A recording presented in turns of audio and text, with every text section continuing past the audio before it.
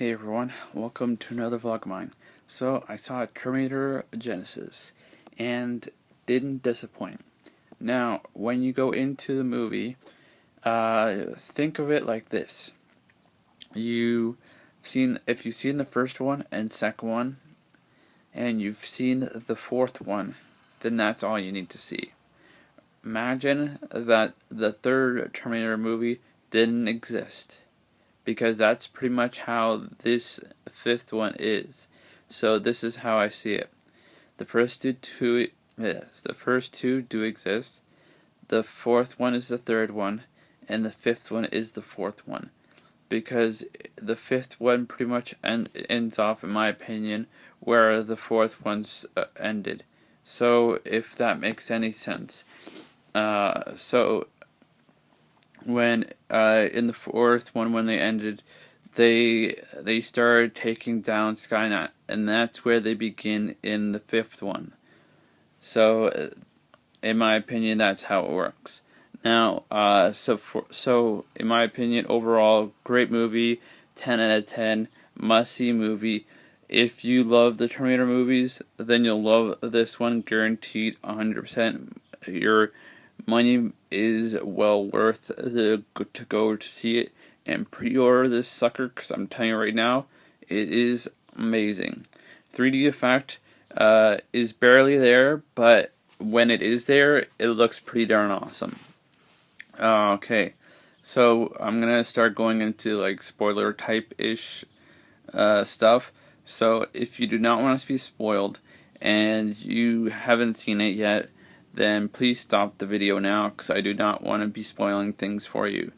And if you have seen the movie and you don't care, then continue on. Or if you just don't care and you want to listen anyways, then continue on listening. So, like I said, we start off with John Connor and Kyle Reese and a few other people going to the last place for where the Terminators are, to finish them off and to destroy the rest of what they think is Skynet. So when they get there, the Terminator that you remember in the first one, that is sent back to kill Sarah Connor. That's what they're going to try to do and stop him, but unfortunately they don't, and so they end up destroying all the rest of the Terminators, and the success of their other mission, which shut down all the Terminators that they were near, shut down. And so what they're trying to do is send Kyle Reese back in time to how the first one started. But here's the twist, is that as Kyle Reese was being sent back in time, the actual Skynet, which was played by Matt Smith, he is the actual Skynet itself, not like a internet machine type thing. It was like an actual robot type of thing, but it's more advanced because it can infect humans. It can take over their bodies and become them, but the person themselves don't know anything anymore, because on a cellular level, that's how much the Skynet has affected it.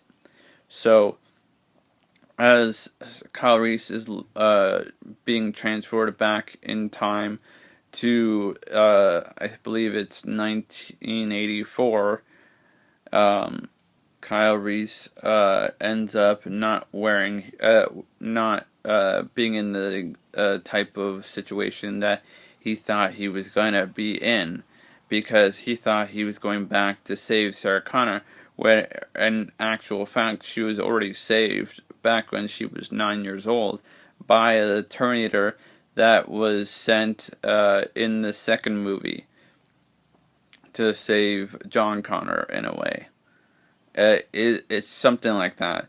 Anyways, I'm still a tiny bit confused, but anyways, so back when Sarah Connor was 9 years old, her parents were being killed by a Terminator, and the Arnold Schwarzenegger from that time, that was the Terminator, saved her and has been protecting her up to this point in 1984 so far.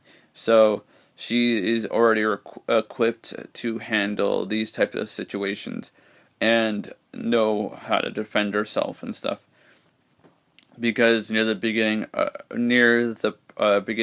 the movie, where after Kyle Reese is sent back in time, you'll see a scene where the evil Terminator, that's the younger version looking of Arnold Schwarzenegger, is doing the whole "I want your clothes" type of situation. And then the older Terminator of Arnold Schwarzenegger goes and they have a battle, and Sarah Connor ends up killing the bad younger version of the Terminator, which is played by Emily Clark, who you may know from Game of Thrones, because she plays Daenerys Targaryen. Anyways, so back to where I was going to before. Kyle Reese, he ends up getting the whole line from Sarah Connor, "Come with me if you want to live" type of line. A little bit a different variation of it, but still the same. And what you didn't realize is that in this version, the Terminator from the second one is also there, but the only difference is that it's not the young version from the second one. It's an Asian guy who's doing his version of it. So, anyways, I'm gonna skip through a whole bunch, and after they destroy the liquid version and redestroy the young Arnold Schwarzenegger Terminator, they end up having their own time traveling machine, and they sent Sarah Connor and Kyle Reese to the future, to 2000 and I believe 17, where a day or two before they to stop Skynet, or what is called Genisys, which makes sense because that's what the program's called. Anyways, so they end up going to jail because they think that the electric bubble transporter that sent them to the future, the police thought it was a bomb, which it wasn't, obviously.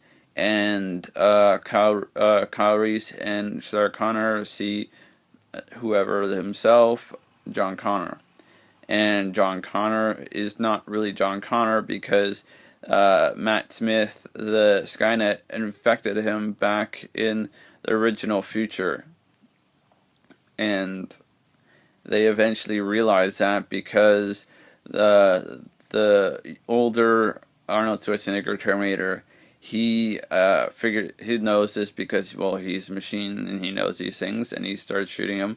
And then Sarah Connor and Kyle Reese figure this out, and then they end up trying to figure out how to destroy Skynet, which they, in the end, they end up doing, but it ends up being a little bit harder than it should, or that they thought it was going to be, but they were prepared for it, obviously. And what happens in the end, I'm not going to tell you because I don't want to spoil the ending.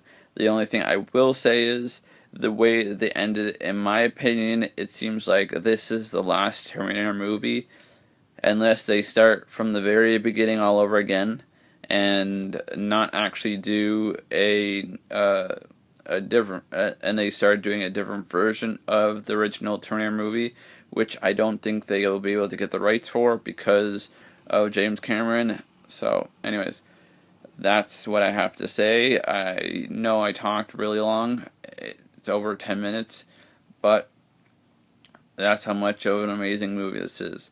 So go see it, whether it's 3D, not 3D, IMAX, not IMAX, Ultra AVX, not Ultra AVX. Either way, go see it. So whenever you watch this, good morning, good afternoon, good evening, good night, and I'll be back.